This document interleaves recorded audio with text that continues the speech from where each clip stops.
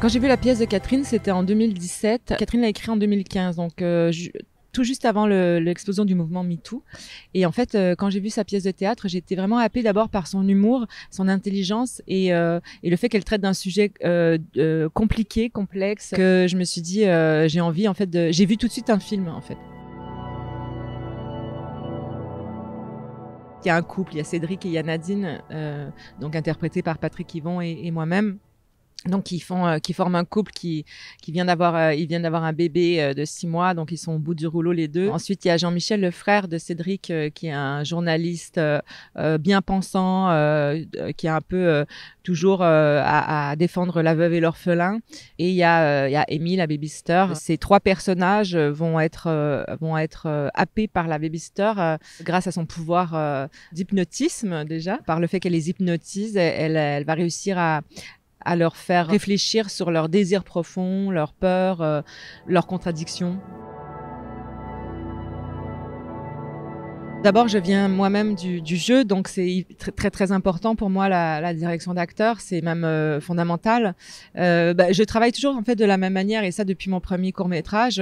En fait, d'abord je travaille énormément en amont avec les acteurs, donc je répète et idéalement, et donc j'arrive quand même souvent à le faire, à répéter dans les lieux de tournage. Donc vraiment, et ça, je trouve ça hyper important parce que notamment pour permettre aux acteurs d'avoir un espèce de se sentir sécurisé, parce que souvent un acteur en fait va arriver dans un décor le jour du tournage et n'aura aucune idée de l'endroit où il se retrouvera quoi. Donc je trouve ça, et alors qu'au théâtre, les acteurs ont le temps d'apprivoiser la scène et l'espace. Et je trouve ça important. Par exemple, c'est un personnage comme dans le cas de Babysitter où le couple vit dans cette maison depuis 15 ans. Et ben, je trouve ça important que les acteurs puissent s'approprier l'espace, quoi, la maison, et donc arrivent avec une espèce d'état d'esprit de ce qui va se produire pendant le tournage. Donc, on répète beaucoup en amont. Donc, on cherche beaucoup en amont pour pouvoir se permettre de trouver des choses qu'on solidifie sur le plateau ensuite. Mais on a une base très forte en fait, et ça leur permet plus d'exploration quand on arrive en tournage et une confiance. Et puis voilà. Sinon, je suis toujours là, je suis toujours sur le plateau, je suis parfois sous la table, je suis à côté d'eux, très près. Je suis jamais au combo hyper loin. Voilà, je suis toujours très près de mes acteurs. Il faut revenir un peu à la jeunesse de pourquoi j'ai décidé de le transformer en conte, parce que c'était pas le cas sur la pièce de théâtre. Et même au scénario originel, il y avait quelque chose en fait, c'était très réaliste. En fait, même que dans le scénario, on voyait, la scénariste écrivait des lieux très connus à Montréal, d'un restaurant, un machin. Et en fait, moi, j'étais obsédée par l'idée que, en fait, je ne pouvais pas croire à l'idée que la babysitter, à un moment, elle arrive en costume de bonne.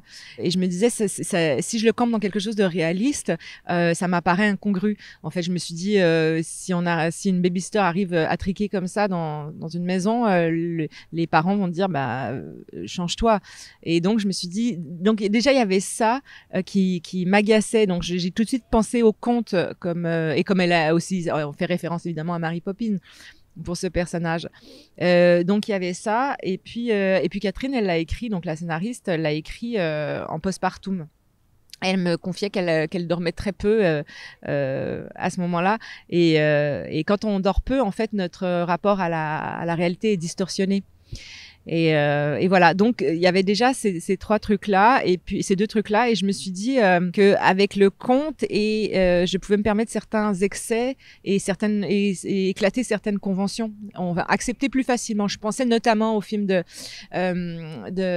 Yorgos Lanthimos, Killing of a Sacred Deer, qui est une grande référence pour moi, où on accepte cette convention d'un garçon qui rentre dans une maison et qui crée par un espèce de pouvoir étrange qui déstabilise les personnages. Et après m'est apparue l'idée de travailler autour du genre, notamment effectivement avec le giallo, faisant référence à l'horreur et à l'érotisme.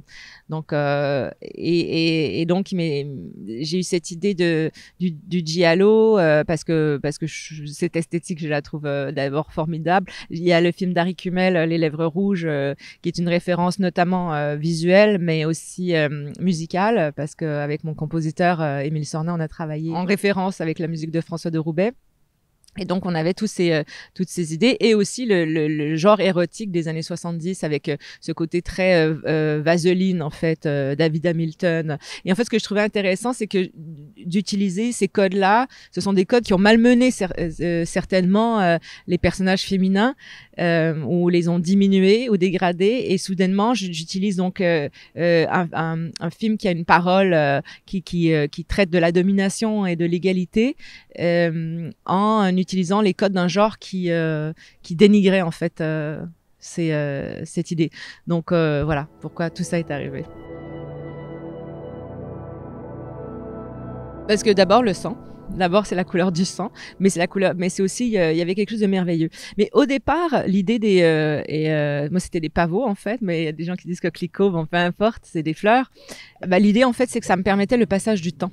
C'était vraiment, il y avait quelque chose de, évidemment, ça créait de l'onirisme, de l'idée que quand la babysitter arrive, soudainement tout est plus beau, le jardin commence à fleurir, à s'embellir, et ça me permettait d'installer un passage de temps assez clair et facile dans la structure du film.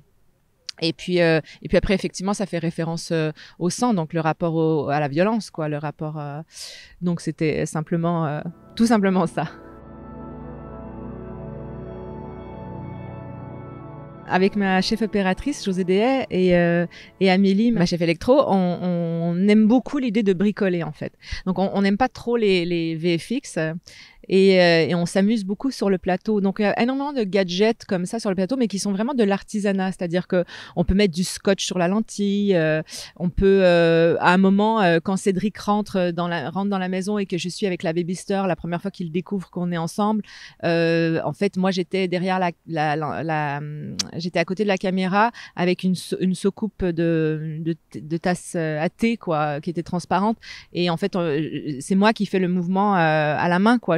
Quand il c'est flou au départ et quand il avance vers nous, moi je soulève juste la soucoupe. Donc on s'amuse beaucoup avec ce genre de trucs qu'on aime bien, en fait, du bricolage qui se fait dans l'instantanéité du tournage.